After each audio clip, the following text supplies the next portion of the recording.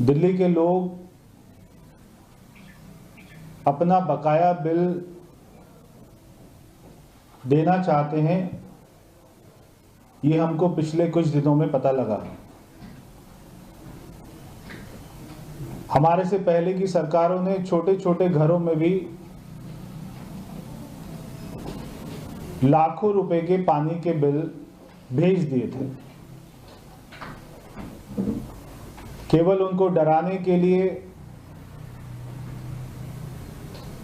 और बाद में उनको माफ करने के नाम पर इलेक्शन में झूठ बोलते थे।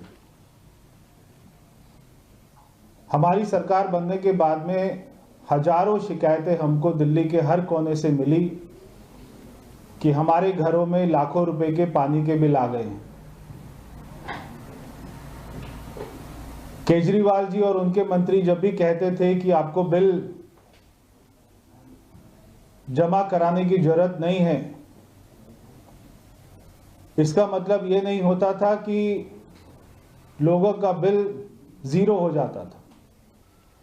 बिल उनका चलते जाता था और उसके ऊपर में जो इंटरेस्ट रेट होता था वो भी जल बोर्ड द्वारा साल में 36% तक पहुंच जाता था। पहले हमने कुछ महीने पहले ही अपने जल बोर्ड की मीटिंग में उसको ब्याज दर को हमने काफी कम किया और जब से ये एलपीएससी की स्कीम हमारी चल रही है तब से हमने देखा कि लोग अपना बिल क्लियर कराना चाहते हैं, उसको जमा कराना चाहते हैं, मगर जो अभी तक की जल बोर्ड की व्यवस्था थी, जो हमारा बिलिंग सिस्टम था, वो इतना खराब हो चुका था। सारे हमारे सॉफ्टवेयर एकदम पुराने हो चुके थे, कोई उनमें चेंजेस करने की गुंजाइश नहीं बची थी।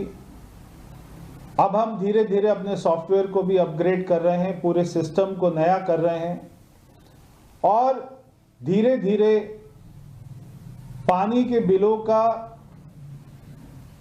बिलिंग करने का पूरी प्रक्रिया को एकदम नया कर रहे हैं, ठीक कर रहे हैं।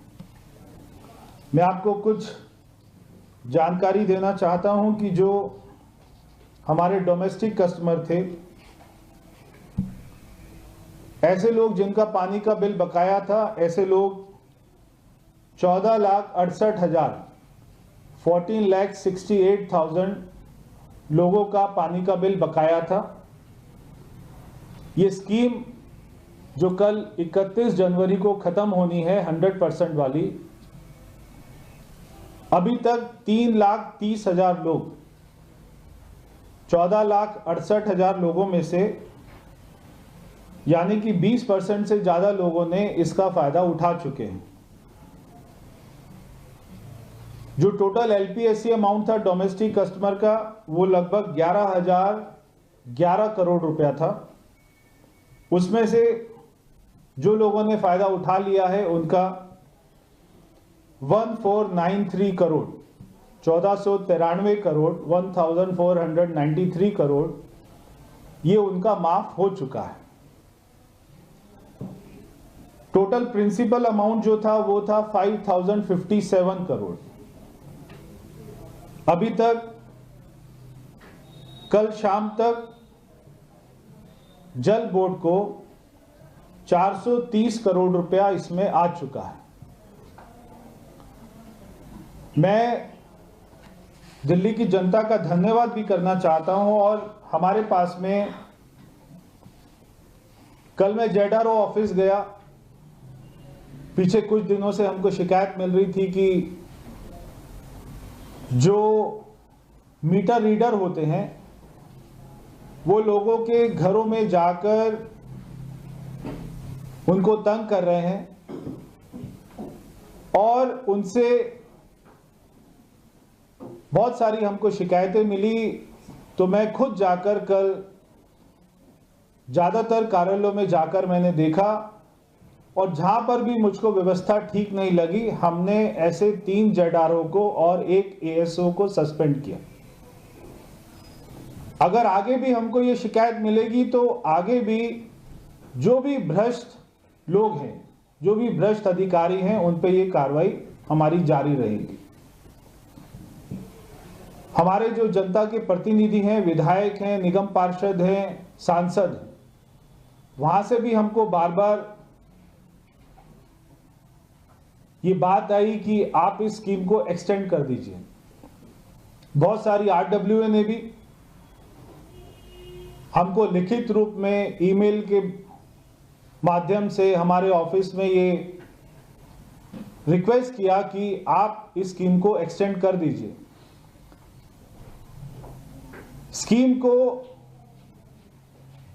हम एक्सटेंड नहीं करना चाहते थे, मगर जब हमने देखा कि इसमें हमारी तरफ से बहुत सारी कमी है, हमारे डिपार्टमेंट की तरफ से भी बहुत सारी कमियां हैं।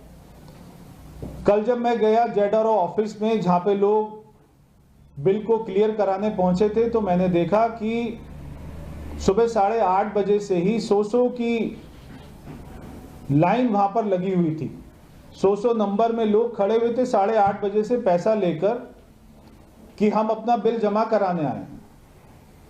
वहां पर हमने देखा कि कोई किसी काउंटर में हमारा कैशियर नहीं था, कोई हमारे अधिकारी समय पर नहीं पहुंचे थे, तो लोगों को बहुत सारी तकलीफ हो रही थी। लोगों को अपने ऑफिस में भी जाना पड़ता है, कहीं और भी उनको काम होते हैं, मेडिकल की भी जरूरत होती है, मगर वो वहां पे 2-2, 3-3 घंटे से लाइन में खड़े हुए थे, फिर भी अपना बिल नहीं जमा करा पा रहे थे। ये सारी शिकायतों को, रिक्वेस्ट को देखते हुए सरकार ने ये फैसला किया है कि LPSC माफी योजना, हम इसको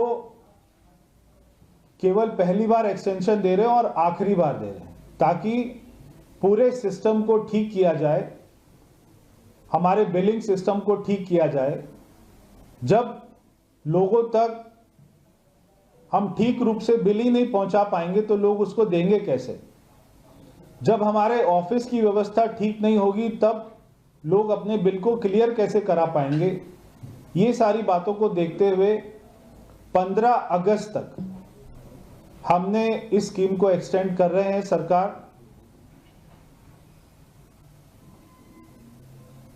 मैंने मुख्यमंत्री जी से बात करी, उन्होंने भी अपनी सहमति दी है।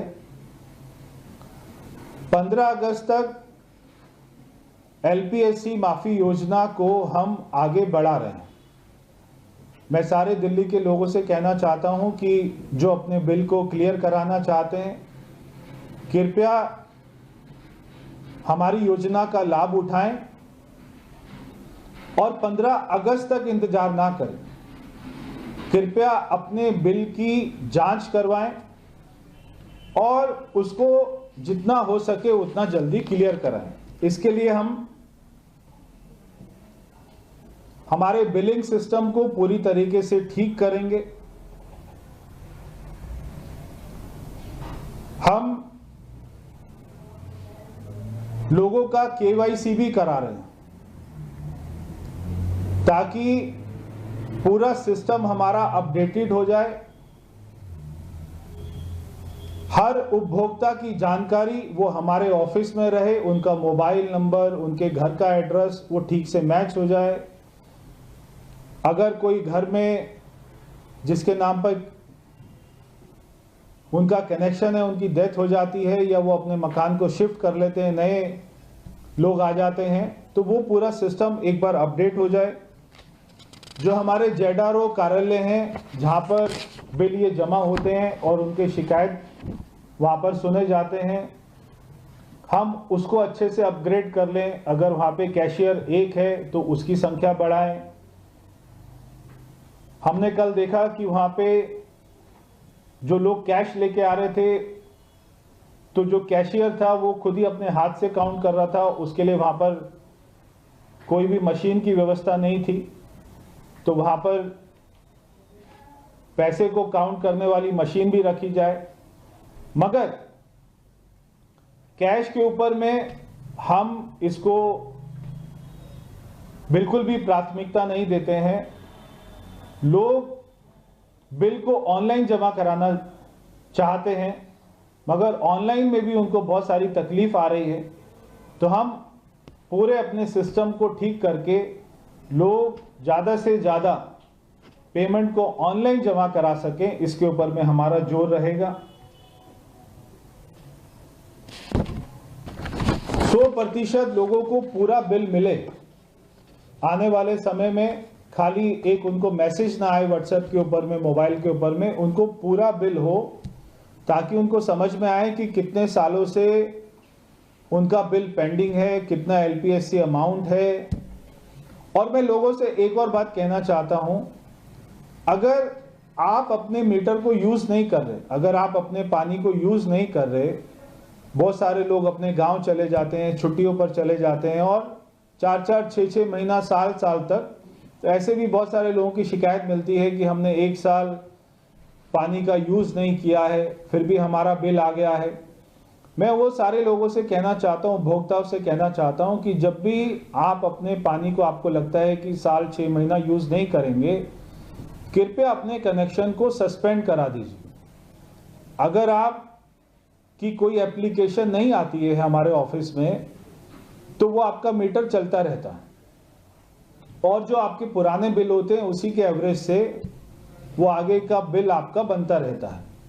अगर आप अपने पानी को यूज नहीं कर रहे, अगर आप अपने घर को छोड़कर कहीं चले गए हैं, तो कृपया अपने कनेक्शन को, थोड़े समय के लिए गए हैं तो सस्पेंड करा दीजिए, लंबे समय के लिए गए हैं तो उसको कटवा दीजिए। तो ये मैं आपसे कहना चाहता हूं, ताकि आपका बिल वहीं पर ही, आपकी बिलिंग को हम उसको रोक दें और वो बिल आपका नहीं आगे बढ़ता रहे।